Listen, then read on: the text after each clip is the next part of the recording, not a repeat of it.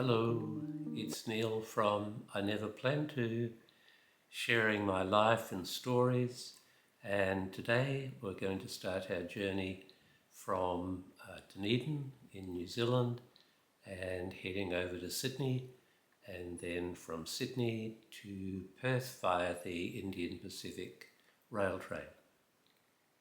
So in my earlier videos on the channel, I described how I never planned to travel, and it was only my housemate Tony Chave that dragged me along to a information night for Sundowners bus tours and the promise of free grog that got me along, and then Tony pulling out at the last minute left me deciding, okay, I am going to travel. And so the first thing was to get to Kathmandu to pick up the bus with the Sundowners group, and the bus would be 6 weeks from Kathmandu through to London. So again, reading from my travel diary, to refresh my memory, but also to give some format to it. So left Dunedin in New Zealand by bus, 4th of the 3rd, 1974, and I've written rain stung the pavement on a signal from the bus engine starting. I can remember that. So then by bus to Christchurch, which was about 300 and something miles, I think, from memory, a long wait for the plane, and then 4:30 airborne. Trip was enlivened by Elton John and his entourage on the plane. Autographs and animal sounds. I have no idea what animal sounds were. And I must have been quite social in those days, because I've noted I had a long talk on the plane to a 15-year ex-Southlander, that's a southern province of New Zealand, returning to New Guinea, where he has a coffee plantation and a sawmill. And I also met someone called Jennifer Brown and her husband on the plane, and arrived into Sydney at midnight, 26 degrees. And I've written, whew, the girls, the no bra look, the incredible top of thigh skirts and frocks. Whew. Now, my case weighed 30 pounds on departing from Dunedin, and I carried a suitcase. I didn't travel with a backpack. Bus driver in from the airport, so we're talking midnight, so there must have been buses running all night, wanted to get a hotel for me, $16.75 a room only. I told him to stick it. I'm not sure what I did. It looks like I found myself actually a bed and breakfast. So it was called, according to the diary, the Great Southern Hotel in George Street near the railway station. And I paid $8.80 Australian for bed and breakfast with the toilet and bathroom down the hallway. So the following day, the 5th, another scorching hot day, done the shops, Centre Point Arcade impressive, wandered around the Opera House but couldn't get a conducted tour as they were booked out hours ahead, and spent the evening at the Wentworth Park Greyhound Meet. Superb. Emerald green grass track, undercover facilities, including a licensed restaurant, snacks, Mr. Whippy vans, and 50-cent electronic tote boards with Quinellas, Wins places, plus full house of bookies. I did bet with the bookies, and I managed 1 win, 6 seconds, and 1/3 from 10 races, breaking about even. So the next day, 6th of the 3rd, 1974,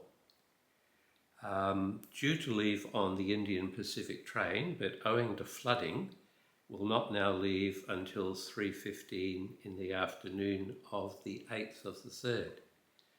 So a few more days to fill in Sydney. Collected my air tickets from Bangkok to Calcutta to Kathmandu, and spent the afternoon at the Manly Beach, 30 minutes by ferry from Circular Quay, costing 45 cents each way. One thing I noticed going back to the diaries is I was always obsessed with how much everything costs. Fabulous harbour views, and the beach equal to Dunedin St Clair. St Clair was my beach in Dunedin, which was my birth town, or birth city, and I was into fitness in a big way. So St Clair Beach in Dunedin has a open seawater hot bath, or hot baths, a pool, swimming pool. But open to the ocean. So on rough days, the cold waves came over and broke over the wall and into the hot saltwater pool. So I normally ran on the beach with a footy team and ran about 10k along the beach, although being the somewhat of athlete that I was, I found it too easy to go at the pace that the footy players went. So I always ran in the water about ankle deep to a little bit deeper. So I ran with them, but while they ran on the hard sand, I ran a little bit further out in the water. So I did my 10k, came back and jumped in the hot saltwater pool, had a swim. But for me to say that Manly Beach, Australia's, Sydney's famous Manly Beach, and somehow was no better than Dunedin St Clair Beach, probably a little bit cheeky. So, I've noted it's a cooler day, only 26 degrees, and spent the evening at King's Cross. Hasn't changed. Prostitutes 3 and 4 deep, but not doing much business though. And I must make it clear, I've never had anything to do with prostitutes, particularly at King's Cross. The following day, the 7th, still waiting for the train to depart because the departures are not possible because of the floods over the Australian plains. Another glorious day on the beach at Manly. And then the 8th of March 1974, departure on the Indian Pacific train from Sydney Central at 3:25 p.m. Very interesting. Scenic as we climbed over the Blue Mountains. The train is super fantastic, luxurious. People are fab. Cuisine is up to the best I've ever had. I met Jean and Vern from Auckland, Gary from Canberra, Dot and Brian from Perth, Lindsay from Mount Tamborine, and was recommended a hotel in Perth, the Savoy in Hay Street. It has a bar open until 11 p.m. So the following day, I'm on the train now, and I've ridden miracles. My bed was at least 18 inches longer than necessary. Now, I used to be rather tall. I was 6 foot 1.5 inches in the non-metric language. I think, I'm not sure, 189 maybe in centimetres. But in recent years, I've suffered 6 non-traumatic osteoporotic spinal fractures, so I've actually shrunk in heights dramatically, become very bent over. But in those days, being tall and getting a bed that was long enough was something else. So I had a private cabin, rather fitful night's sleep, trying to adjust to the noise and the motion of the train, watched the landscape by moonlight, ghostly. Dinner was chicken soup, a sole fillet entree, peppercorn steak and mushrooms with peaches and cream for dessert.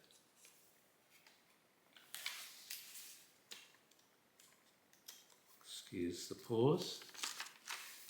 The diary leaves are a little bit stuck together. 9th of March, woke 6:40 a.m. to a sun-dappled landscape of patches of red dust carpeted with green weeds and rushes and trees, as far as can be seen. No signs of habitation or improvement whatever. 7:12 a.m. Saw my first kangaroo while sipping a cuppa and chewing a biscuit. 7:16 a.m. 3 huge black wild pigs lumber away into the trees. This is getting exciting. Now, not in the diary, but Nullabor, the Great Plain of Australia that the train crosses on the journey from Sydney to Perth.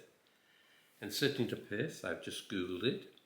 The distance is 4,352 kilometres or 2,704 miles.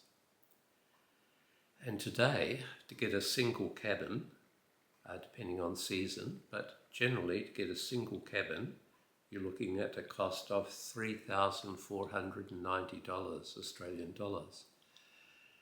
For some reason in my diary, I haven't noted the price, but I'd be very, very surprised if I paid anything like $3,500. I think the Indian Pacific was much cheaper in those days.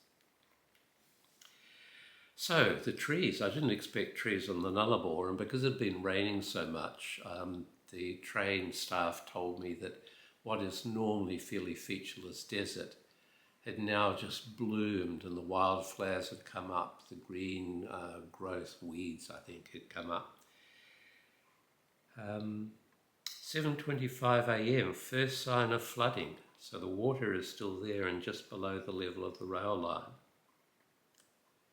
I was taken on a tour of the engine room and the air conditioning plant on the train by Eric and Cole. 3 vast engines on the train, but only use the number required for a particular section. Saw 2 emus. What a day.